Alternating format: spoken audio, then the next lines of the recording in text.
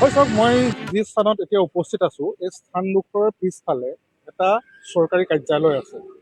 পোনপ্ৰথমে মই কাৰ্যালয়টোৰ দৃশ্য দেখুৱাই ল'ব বিচাৰিছোঁ। এইটো হ'ল শিৱসাগৰ জিলা পৰিবহণ বিষয়াৰ কাৰ্যালয়।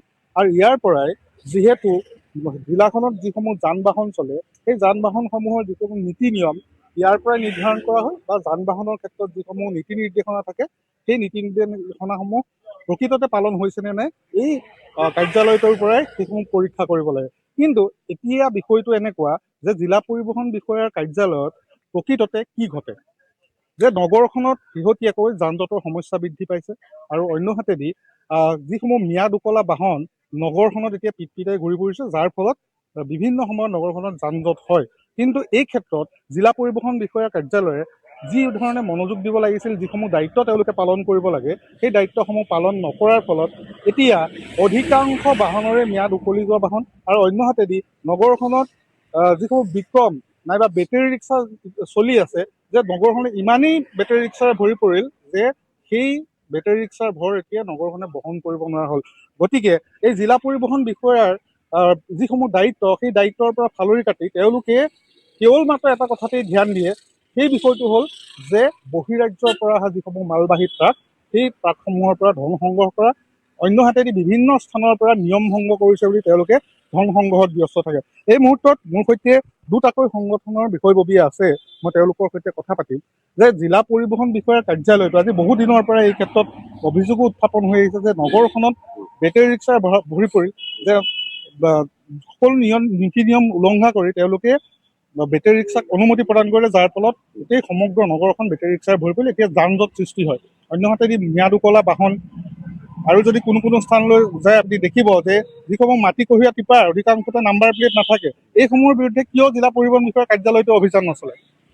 নিশ্চয়কৈ যে এখন ঐতিহাসিক মণ্ডিত ঠাই আৰু বুৰঞ্জী সমাহিত এই ঠাইখন বিশেষকৈ নগৰৰ মাজমজিয়াৰ যদি আমি কথা ক'ব বিচাৰোঁ, অতি এখন সৰু আমাৰ টাউন।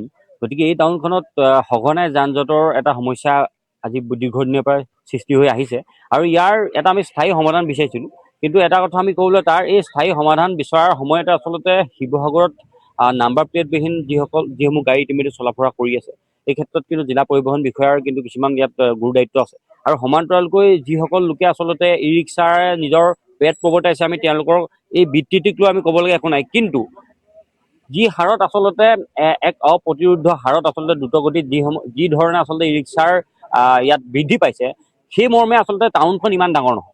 গতিকে এই ক্ষেত্ৰত পৰিবহণ বিভাগটোৰ আচলতে কিছুমান গুৰু দায়িত্ব আছে। তেওঁলোকে আচলতে এই এটা নীতিগত ব্যৱস্থাৰ মাজেৰে আচলতে যাতে পথচাৰী বা আমাৰ ইয়াত পৰ্যটকসকলেই হওক বা অন্যান্য আমাৰ পদপথত অহা যোৱা কৰা আমাৰ যান বাহন চলাই অহা যোৱা কৰাৰ লোকসকলৰ ক্ষেত্ৰতে সুবিধা হোৱাকৈ আচলতে তেওঁলোকে এটা নীতি নিয়ম ইয়াত প্ৰযোজ্য কৰাৰ গুৰুত্বপূৰ্ণ আচলতে ইয়াত স্থল আছে, আৰু তেওঁলোকে কৰাৰ খুব প্ৰয়োজনীয়তা আছে। কিয়নো আমি দেখিবলৈ পাইছোঁ শিৱসাগৰ নগৰৰ মাজমজিয়াত আচলতে এখন গাড়ী পাৰ্কিং কৰিবৰ কাৰণে বহুত দেৰি ৰখি থাকিবলগীয়া হয়। গতিকে তেনে সময়তে আচলতে প্ৰায় হাজাৰ হাজাৰ ই ৰিক্সাৰ আচলতে ভৰি আছে বা অন্যান্য গাড়ীসমূহ ভৰি আছে, এই ক্ষেত্ৰত যাতে এটা নীতিগত ব্যৱস্থাৰ মাজেৰে যে সমস্যা যাতে সমাধান কৰাৰ ক্ষেত্ৰত যাতে এটা গুৰু দায়িত্ব পালন কৰে, তাৰ কাৰণে পৰিবহণ বিভাগৰ লগতে আমি পৌৰ বিভাগলৈ অনুৰোধ জনাইছোঁ। ধন্যবাদ জনাইছোঁ।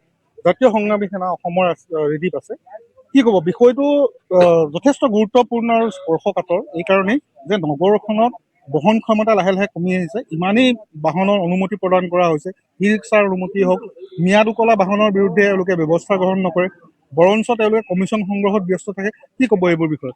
চাওক, অসম চৰকাৰৰ অকমান্য বিভাগ এটাৰ ভিতৰত আচলতে অন্যতম এটা গুৰুত্বপূৰ্ণ বিভাগ হৈছে এইটো জিলা পৰিবহণ বিষয়াৰ কাৰ্যালয়। নিশ্চিতভাৱে আমি আগৰ পৰা এটা কথা কৈ আছো, এই কাৰ্যালয়টোৰ বিষয়া কৰ্মচাৰীসকলে কেৱল মাত্ৰ আচলতে বিভিন্ন ধৰণৰ গাড়ীৰ পৰা ধন সংগ্ৰহৰ মাজতে সীমাবদ্ধ হৈ থাকে।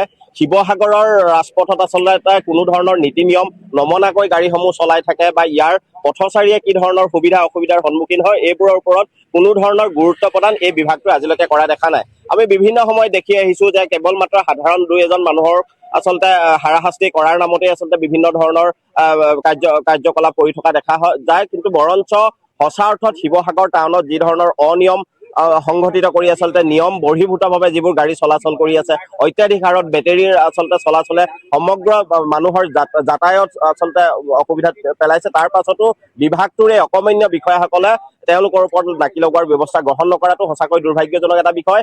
জাতীয় সংগ্ৰামী সেনা অসমৰ তৰফৰ পৰা আহ্বান লগতে দাবী জনাব বিচাৰিছো, অনতিপলমে শিৱসাগৰ জিলাৰ অন্তৰ্গত যিবোৰ ঠাইত আচলতে নীতি বহিৰ্ভূতভাৱে কাগজ পত্ৰ প্ৰপাৰলি নথকাকৈ আচলতে গাড়ী মটৰবোৰ চলি আছে, সকলোৰে ওপৰতে বিহিত ব্যৱস্থা কৰি যাতায়াত সুচল কৰাৰ ব্যৱস্থা গ্ৰহণ কৰিবলৈ আমি দাবী জনাইছো। ধন্যবাদ জনাইছো।